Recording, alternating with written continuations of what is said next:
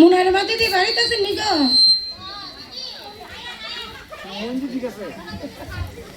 মুনাই গো, মুনাই রে দেখতাছি না, মুনাই কো। ও মা, ইটি কিরা করতেছেন? মুনাই অল্প বয়সে উড়ান শুরাইতেছেন মুনাই দিয়া। আচ্ছা, শুনছি যে মুনাইর বলে বিয়ে দিতেছে। তো মুনাইর যে 18 বছর হয়েছে না, এটা আপনারা জানেন না?